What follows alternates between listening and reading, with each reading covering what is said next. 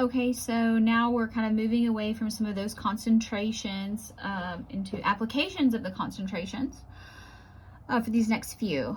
So here we're given 100 grams of a non-volatile ethylene glycol solution.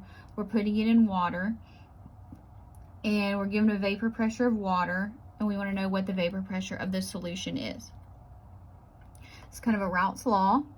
So pressure of our solution is going to be our mole fraction of, or the vapor pressure of our solvent times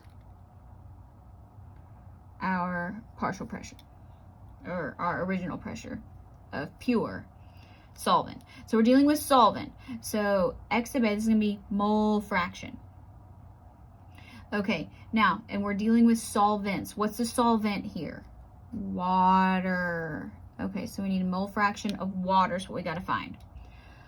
All right, so we need to find mole fraction of water. So let's find moles of ethylene glycol, 100 grams of ethylene, I'm just going to say EG, ethylene glycol. It gives us the molar mass, 62.07 grams per mole. So let's just calculate that. 100 divided by 62.07, 1.61. Okay, moles of ethylene glycol. And water, 350 grams. 18.02 grams per mole.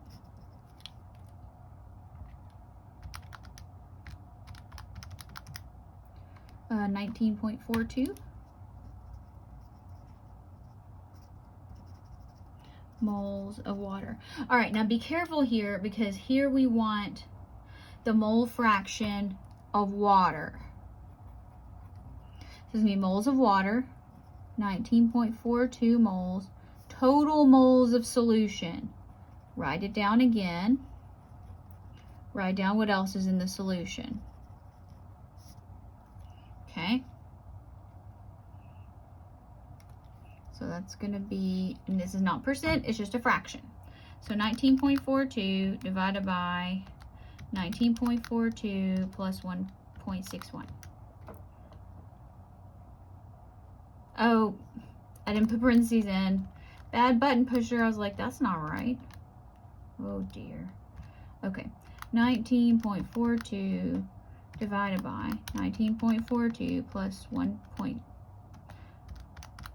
Hope you're laughing at my button pushing. It's terrible, isn't it? 0.923.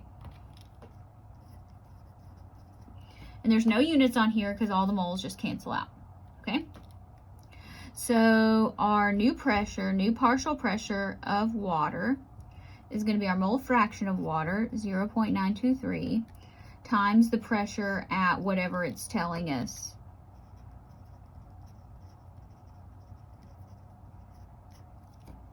This would be pure solvent at the temperature, but it's not pure solvent, it's only this much, times 23.76.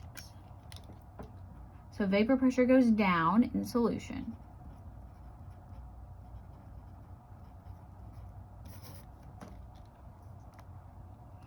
All right, now let's look at this one. This is a colligative property. Mass of salt needs to be added to a liter of water in order to raise the boiling point to 102.5. We're given a density and we're given a KB. All right, so let's look at this. I'll give you this delta T of the boiling point, Van Hoff factor, KB, molality. Okay. How much did the boiling point change? Normal is 100, so this is 2.5 degrees Celsius. How many particles do we have in solution? 2. What's KB? 0.51 degrees Celsius per mole times our molality. All right. So let's take 2.5 divided by 2 divided by 0.51. So here we get 2.45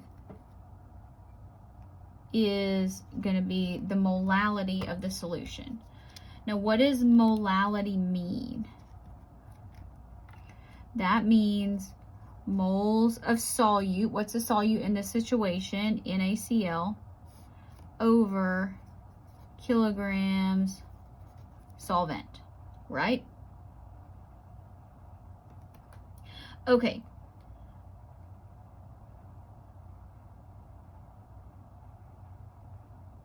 So, what do we know?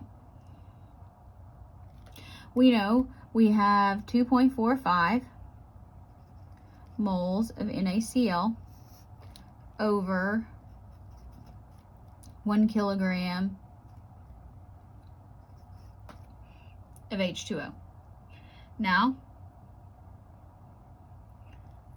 hopefully you can do the math here. I'll show it to you, but you've probably already figured out that 1 liter is 1,000 milliliters,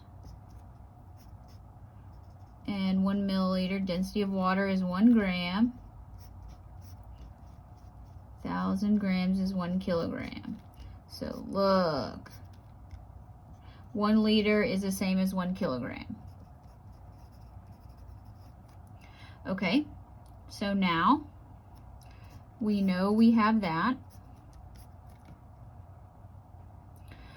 All right, all we need to know is mass. Do we know how to get to grams from moles?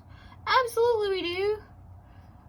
We know that 1 mole of NaCl, use your periodic table, you should get 58.45 or something close to that. So here, 2.45 times 58.4. Is that right? Yes. Okay. 143.2.